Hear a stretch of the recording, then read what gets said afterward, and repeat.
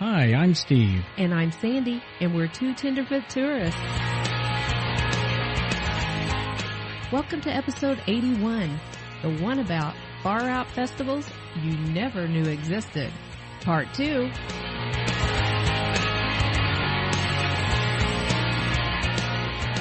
So, before we start, I'm just going to say that there's going to be a lot of bad pronunciation during this. And the first thing he's going to mispronunciate is pronunciation. Oh my gosh. We don't pronounce well in this family. It's a thing. And we've looked stuff up and we've played it over their little pronunciation apps. And we're still failing. So we will do our best. So what we also need, the second thing we need to bring to people is that if you thought the first one, episode 80, was unique. That's a good way of saying yes, unique. This one is... It was just a lead-in, folks. This one is crazy. The strange, unusual festivals that we found out there that we never knew existed. I think that people who are listening need to realize that not all of these is really kind of kid-friendly, I suppose. We've got a couple on here that we're pretty sure aren't kid-friendly. One for sure. One for sure. Well, one thing is for sure. When we present these to you, make sure you look up and do your own research and say, is this something I want to participate in, or is this is this really a family event?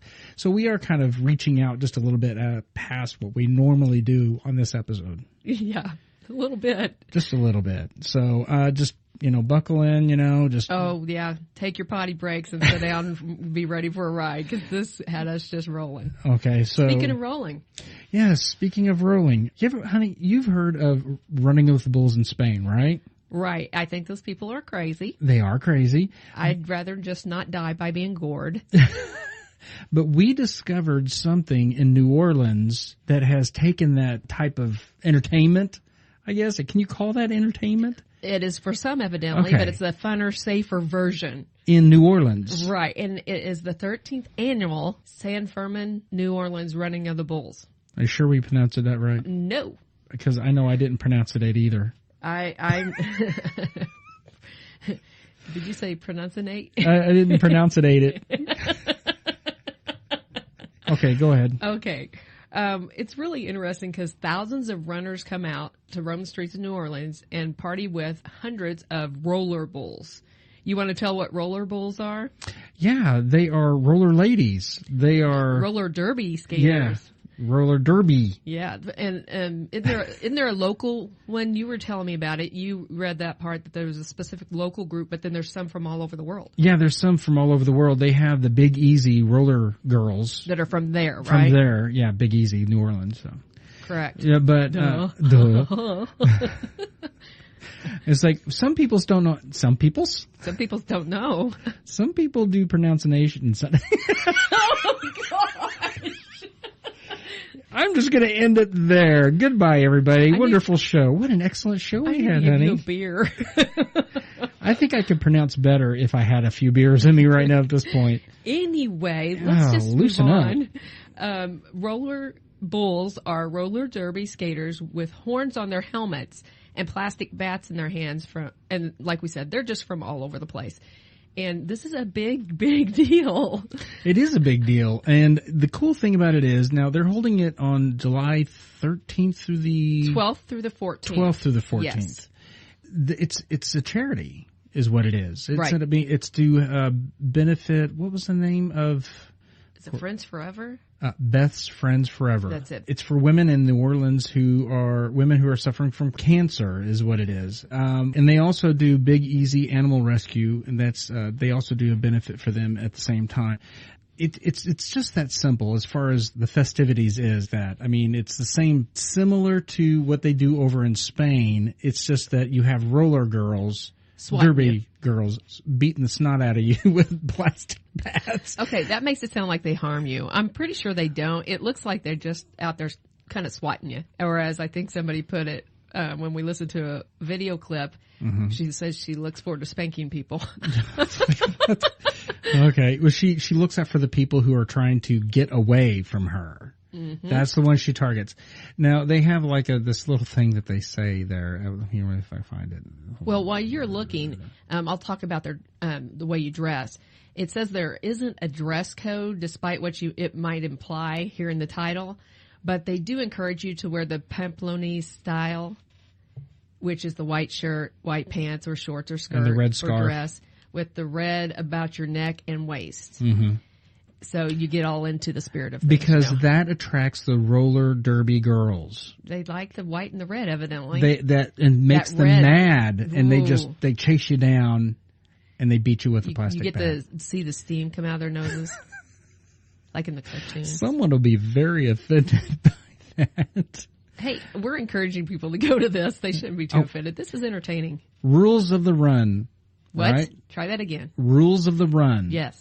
I said that the first time. Sounded like you said rurals. So, hey, no, just it's saying. your ears. You need to clean them out. All that wax. Run. Wow. Rules of the run. Run at your Run at your own risk. Do not touch the bulls.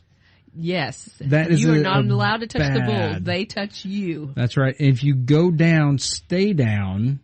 And do not stand still. Children, however, they say children are involved in it, but they can only be on the sidewalks. Oh, they can't be running in the streets because they're afraid they'll get trampled. 10 years of age. It's 10 years of age and younger. I'd like to go watch it. I don't know if I'd get into it. I'd be afraid I'd fall and hurt myself. I'm kind of clumsy. Yeah. Hey, you want me to play that audio clip? Let's do it. Don't touch the roller bowls. We touch you. You don't touch us. There it is. And make sure you keep running. It's great when strangers ask you to hit them. I'm always happy to oblige. If I was a runner, I would definitely use the buddy system, have someone watching your back. I would zigzag. I would hide behind my friends. These girls are really Sacrifice intimidating them. looking. And I would make sure I'm paying attention because people can sneak up on you. Another tip for runners and roller bowls alike is to stay hydrated. Chase your shots of Gatorade. Find some shade when you need it because it's going to be hot and we're going to be running for you. I'm a very observant person, so I'm going to be looking for the people on their cell phones trying to take selfies or Snapchatting or Facebooking. Those are going to be my target. Someone who's trying to get away, I want to chase them. Maybe I'll hug them afterwards so they don't feel so bad, but I don't think there is no mercy. There are a lot of people who don't think That sounded running ornery. in the bulls, they That think did. walking in the bulls, and I try to encourage them along. As a roller bowl, it's the most fun that you can have on 8 wheels. Oh, I'm looking forward to spanking some people. Okay, so And this is what we were saying. yeah, so that's running the bulls in New Orleans. Okay, I think we're done. I think in there New was plenty Orleans. said, yes. Yes, and just everybody, just go and look that up yourself. You know, if that's something that you'd be interested in. Always do your own research do when a it lot comes of- to... Oh, we didn't say that there is an admission. Oh, yeah, there is. And what does that include? Can you remember? Well, okay, so last year, because they haven't posted the ticket prices for 2019, but last year it was $40, and you got access to the running of the bulls. Which, remember, take this in consideration. This is all going to charity. You get access to the running of the bulls, and you also have access to air conditioning, because like that girl said in the audio that we play, that Very it does hot. get pretty hot. It also gives you 4 drinks included And a in the meal. admission, and a meal. And access to food trucks, so you can buy extra food if you want. Okay, Right. and like again, we said that's all goes to charity. It's $40 to do all that. That's a lot of things for a little amount of money. It really is. Again, we don't know if that's the same cost this year or if it's going to go up. They haven't posted those prices yet, but you can check on their website, and I'm sure if you just keep checking that they'll update it as soon as that's available. Right, and we did mention it's the 13th annual, right? Yep. Yep. 13th annual, and Yes. it'll be July 12th through the 14th. Right. So, okay, now we move on to the next little venue. Well, everybody that listens to us knows how much we like food. We love, and you know what? We don't just like food, but we like homemade food. We like hole-in-the-wall restaurants. We like mom and pop kind And we of like restaurants. unique food. We don't like chain mostly. Now, we try to stay away from chains, especially on vacation. If we're Right. going to spend some money on, good money on food, You know what? If you're ever in the Marlinton, is it West Virginia? Yep, Marlinton, West Virginia. You can have yourself a heaping pile, a bowl full of roadkill food. It's a roadkill cook-off, folks. Roadkill. It is an actual festival dedicated to ways to cook roadkill. No, it's not. No, it's really not. It's called the Roadkill Cook-Off.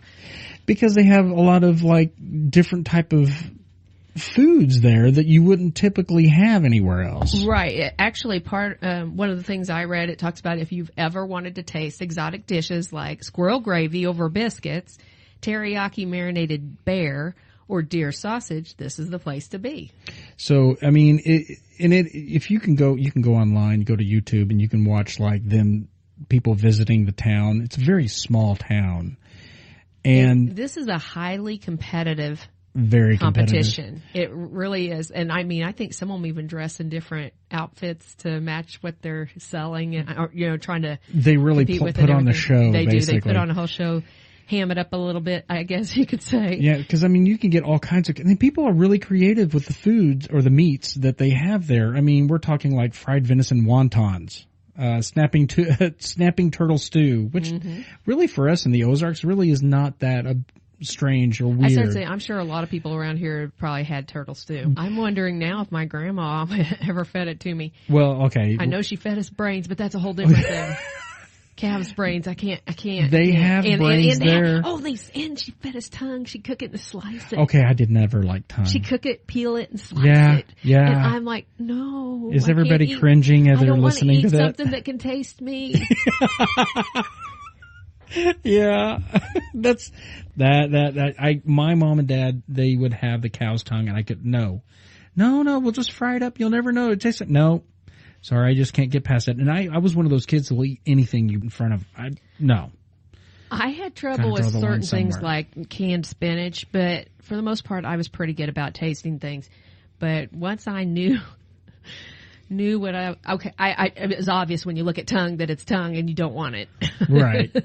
Well, so their choices in what they serve or decide to cook is based upon it's things that you commonly find that have been involved in a traffic accident. The animals, you normally see possums, you normally see right. They aren't getting it off the road. They're just cooking things that you see get hit by cars. That could be a little unsanitary. Yeah, kind of makes you want to gag. Yeah. But I know on one of the videos we watched about it, they had a guy on there that was cooking. I can't remember what he called it, but it was rabbit. Yeah. And it was like rabbit Alfredo or something. Oh, yeah. And I'm sitting here going, I wonder what that's like, because I like Alfredo. It didn't look bad. It looked pretty good. Yeah. And they have a big contest there, and they, let's see. Let me just read this. This is from atlasobscura.com. They're covering it on their website. You can go visit it. I can probably put it in the link. It's cool. Okay, so first place winner takes home bragging rights and $1,200. And just who is judging these unique dishes? As the cook-off's rules stipulate, all judges have been tested for cast iron stomachs and have sworn under oath to have no vegetarian tendencies. Because I mean everything because that is just wrong. It's wrong.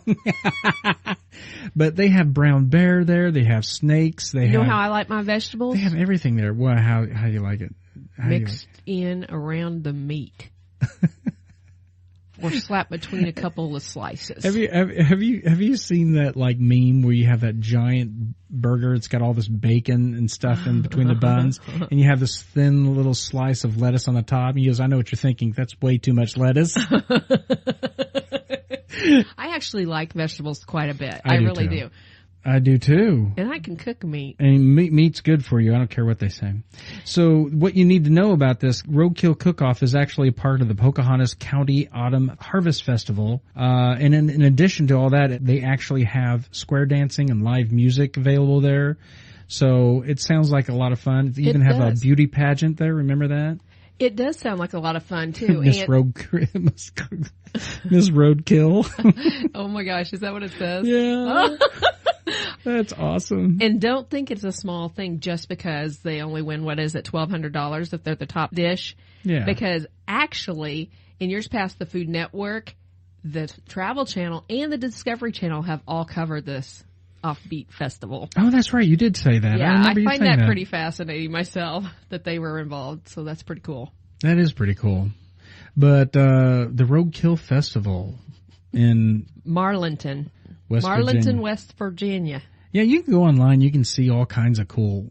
It looks like they're really having a lot of fun. I love the music they're playing there, though. I would want to go through there and sample things. I have little cups, where I could taste each thing because I'm not afraid to taste it as long as it's not alive. Oh, yeah. I don't want to taste something that can taste me. Contrary to my comments about not wanting to eat calf's brains or tongue. You're kind of adventurous. I really am. I mean, we've both had some escargot. Escargot. Yeah, we tried escargot. Of course, we tried it at Red Lobster, and it was good. Mm-hmm. I'd like to try it on a cruise ship. So it looks as if it's a free event. You can show up. They also have the Possum Trot 5K run there. Possum Trot. Looks like a lot of people show up. If you run up and scream at them, do they fall down and play dead? They don't make a noise. They just also go thud. You know what that reminds me of Over the Hedge with William Shatner? I was thinking of the little crosses in the eyes when they're pretending they're dead. That's awesome. Now, their merchandise, as far as their T-shirt logo, looks really, really cool. You know what? You could go to the Autumn Harvest Festival and Roadkill Cook-Off at the Pocahontas County Chamber of Commerce, the PCCOCWV.com. Holy smoke. I kid you not. At this point, why even abbreviate it to that? I mean, I would never remember all that. My tongue is tied. So that is something for your consideration. Eating roadkill. There you go. To introduce a little levity to the podcast, we again bring to you words of wisdom from You've Reached Middle Age If. You remember when TVs had antennas and telephones had cords. Oh, gosh. Oh, yeah. Okay. You'd stand and you talk, and especially the girls, they talk on the phone and they twirl around and they get all cord wrapped around each other. Yeah. Or they'd wrap the cord up so bad their parents would get really mad. I used to get so mad because you'd have to unwind the cord. And they would never correctly unwind, ever. So obnoxious. You'd unplug the head thing, the phone stuff, and then you'd stretch it out across the house. In hopes that it would. Oh, yeah, because you had the real long cord. Yeah. Oh, yeah. Oh my gosh. So, those are good days. Good times. Good times. Okay. Let's talk about another one. Hey, you know what? Why stop there? I agree. Let's just do some more food ones. How about the Yale Bologna Festival in Ewell, Michigan? Okay. Can I tell you something? And don't judge. Uh-oh. I love bologna. I like bologna too. I used to like it when we were kids. We would cut little slits in it, make it like a fan, and then we'd fry it. It was so good. That's so bad for you, though. Well, I want to do. Okay, you know what I want to do with it? Because talking about this festival, they talked about different. We'll talk more about the different things they do. But one of the things they talk about in here is that they slice steaks of it and they grill it. Yes. And I want to do that. These slices, you see them, you can see them online, right? And they are as thick as my thumb. I mean, they're like a patty is what they are. They're a bologna patty, not a slice, but a bologna patty. And they carry it in paper, like when you'd have a sandwich, like a burger or something. They carry it in paper like that, and they just eat it by itself. Yeah. Now, this year's Yale Bologna Festival is a Bologna, as we say around here. We say Bologna in our family, yes. It's July 26th, 27th, and 28th. It's 3 days. And it says that it closes the streets down. And it turns this small community of just under 2,000 people to a gathering of over 20,000 bologna-starved partygoers. Wow. I mean, that's a lot of people, folks. That's a lot of bologna. That is a lot of bologna. And it says that the festival events include such things as the famed outhouse races. Oh, we saw that online. Yes, we did. That looked funny. They actually had they have to have a toilet inside the outhouse, don't they? And somebody has to sit on it. And someone has to sit on it. While they're racing. Right. And they even give them reading material. And then they also have a street dance that goes on, fireworks, and a parade down Main Street that continues to grow each year. It has been a tradition in Yale since 1989. Oh, this is the year we graduated. We did. Does that make you feel old? Yeah. Did you ever find a list of the different ways they cook the bologna? No. Dude, I figured for sure you'd have that. Is there different ways that they cook that? What kind of different ways could they possibly cook the bologna? That's crazy. We saw, okay, shoot, I just touched the wrong thing. That's it, you're fired. We saw it on the video. Maybe that's what I was thinking of. But one of the ways, like I said, is they grill it. Right. In those slabs. I don't know about the food, but one of the other things is they do the bologna toss. And it's packages of bologna. Oh, yeah. And when they get done with it, they get to keep their bologna. Yes. But they throw it as far as they can. Yes. And whoever throws it the farthest wins. Yes. So that's another one of their competitions. They also have the crowning of the bologna king and queen. Yeah, I like that one. I don't know. Okay, let's go back. Do you want to be the roadkill queen? Is that what it was? Yeah, the roadkill king. Or do you want to be the bologna king and queen? I totally want to be the bologna king. Absolutely. Because bologna's awesome. We're gonna hate mail for that one.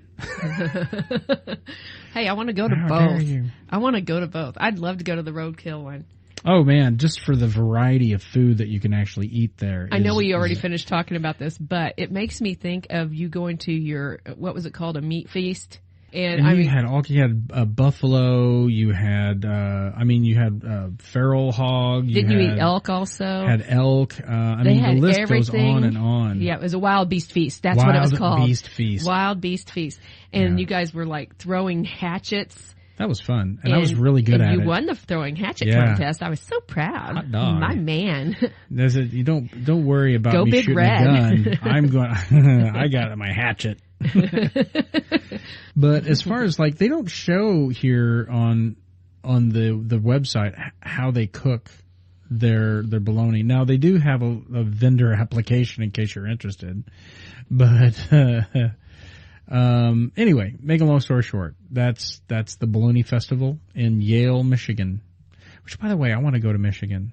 We want to go all the way up there to Mackinac Island in Mackinac City. Yes, we do. That would be a lot of fun. That place looks so stinking cool. So Mackinac Island, just a side note, just to let you know what kind of thing we're talking about. Mackinac Island is this island is no more than 4 square miles. There you go. Okay, and it does not allow any motorized vehicles as far as combustible engines on the island. It's all by bike or horse or by carriage that you get around anywhere on this island. It's awesome. And I think we may be distracted. Anyway, so bologna. Okay, so I guess it was more in the video than it is on anything that we're reading, so I'm not finding anything more than frying or grilling it. Yep. But either of those has to be amazing. I could think of ways in my head that I would cook it up, but we might have to go there and enter sometime. Yes. Get what do you call it, a booth? Get a booth. Get a booth. I'm going to show these people how to fry up bologna. Dang right. I'm from Missouri. We're from the Ozarks. We know how to fry up. Okay. Now. All right. So now, where are we at in time? Well, we've already talked. Let's think about what we've talked about. We've talked about the San Fermin, New Orleans running of the bulls. Right. Which is in July. We talked about the Roadkill cook-off. Right. Which is also in July. Yes, sir. We talked about the Yale Bologna Festival, which is in July. A lot of festivals in July. Have you noticed that? There's a theme going on here. And guess what? Now we're going to be talking about a really unique one. Okay. This one, use your best judgment, but I would guess it's not family friendly. Mooning of the Amtrak in Laguna Niguel, California. Yes. Despite efforts to stop them, thousands gather every year to moon a passing train. Well, several passing trains, okay, actually. Not just one. It's that day. So it's kind of funny because it all started with this guy that was in this bar with a bunch of his friends and I mean everybody else that's in the bar. This is back in 1979. Oh, by the way, this festival is also in July. Just saying. We didn't know that till just now. We didn't know all of them were in July. Yes. He says the guy told his buddies that he would buy free drinks for anyone willing to run outside and moon the passing train. Several men took him up on this offer. Several people took him up on this offer, and they got a free cold beer out of it. Right. And this is on a sunny afternoon. This is not at night, folks. This is on a sunny afternoon, and they get a free beer.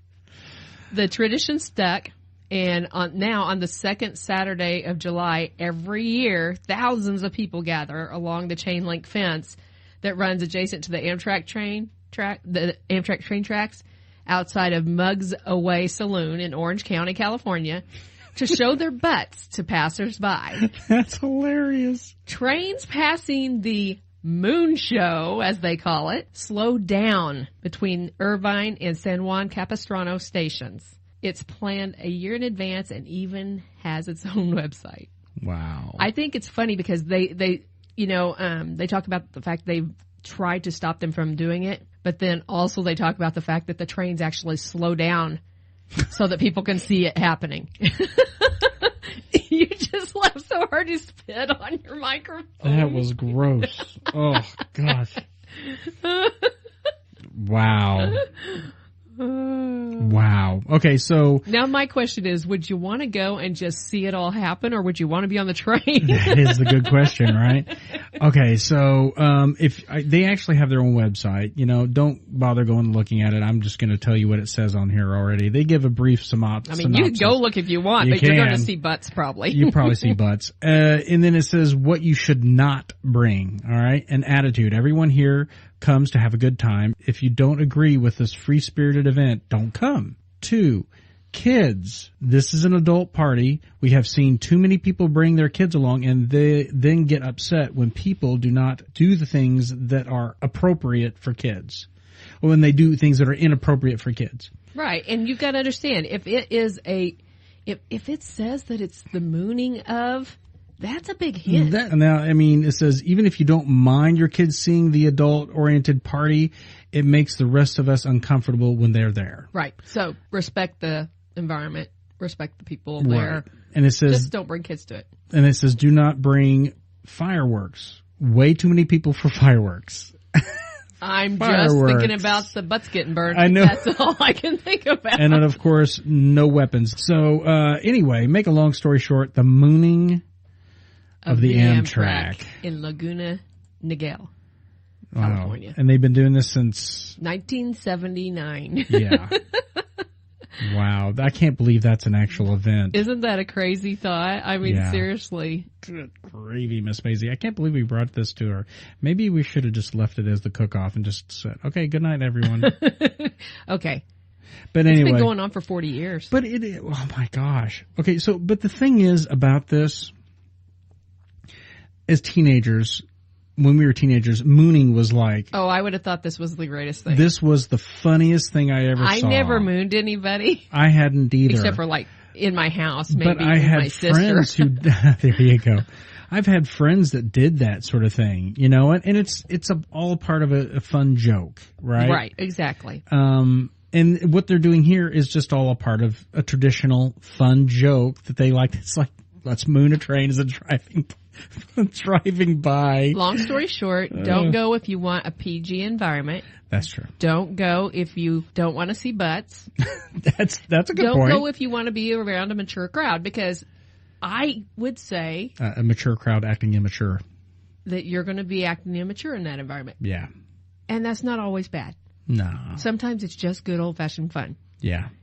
And I'm afraid to read much more. I don't know if I want to put this in there now. I think we're saying too much. I think so too. I just think we say, hey, you need to be smart. Like we always tell you, if it's not somewhere we've been, we can't tell you for sure if it's family friendly. Right. We're pretty sure this isn't because of the title. I think that's pretty obvious. And I think that's what we go on. I don't think there's anything wrong with mentioning the thing. I just think that we make it clear, you guys need to research your own stuff. That's true. Yeah, be wise. Okay, so I think that wraps up this episode, don't you think? Yeah, I want to know what you were going to say about it. What was I going to say about what? What do you always say about every freaking episode? This is a excellent episode. Whoa. I know, right? I blow you away every time I say that. What's this episode number 80? Episode number 81. Yes. The one about far out festivals you never knew existed. Wow. So, okay, out of the list of the ones that we've given you here so far, honey, which one is it that you think is Okay. most interesting. Are we just talking about this episode, or are we going to talk about the whole, all? Well, let's tackle this episode and then overall after that. I think I'd probably like to go to, oh, that's hard. I probably would want to go to the Bologna Festival. Really? I don't know. The Roadkill one's right there. Food is involved. In Yes, both food of them. is always good. Okay, the Roadkill Festival I want to go to because there would be so many neat things I've never had before. Correct. And you know I love that. You and me I both. love trying new things. Totally. But the Bologna one has like the outhouse races and all that, and it makes me really want to be involved in that. I agree. So you can see the, You're on the fence. yes. Now, my taste buds, they say go to the Roadkill cook-off. Yeah, mine too. Yeah. It gets my vote. Okay, Roadkill gets my vote, and then overall, the festivals that we've mentioned in the 2-part podcast. I think I'm still hung up on the shortest St. Patrick's Day parade I am in too. Hot Springs. It's not just because it's so close to us, but it's just so unique. And talking to our waitress at Ohio Club. the Ohio Club, yes, she just made me want to go to it. I know, right? I was so excited about it, and knowing who their grand marshals are and stuff, it just makes me want to go. I know. Yeah, it looks like I can't wait to see who they have next year because we can't go this year. So Right, this year's out. I'm so sad, but we will definitely be going sometime. and it's so cool because it's all free. It is. That's what's I mean, you wonderful just have about to it. pay the vendors, and That's it. you get to choose how much you spend. You get free music. You got Smash Mouth down there. You got Ralph Macchio doing the Grand Marshal. Grand Marshal. Grand Marshal. That's what it Yes. is. Yes. So, to summarize, To summarize. we've talked about the San Fermin, New Orleans running of the bulls. Mm-hmm. Very unique. I love it. It makes me smile. We talked about Roadkill Cook-Off in Marlinton, West Virginia. Mm-hmm. Yale Bologna Festival in Ewell, Michigan. And then we talked about the mooning of the Amtrak in Laguna Niguel, California. I think we've had quite a bit to talk about today. I think we should start our own festival. Well, what would it be? Two Tenderfoot Festival? The Marco Festival. The Marco Festival? Might as well. And what we do is we all have to bring squirrels and release them. And whoever barks the loudest and runs the hardest after the squirrel wins. Yeah, you know what? I don't think so. I don't think so. Seriously, though, all these festivals start somewhere. They all start And somehow, it makes you really smile and think, who knows what's next. Yeah. I love that. It's going to be a lot of fun to look for more of these. Oh, yeah. But let's just go ahead and wrap this up. Let's call it good.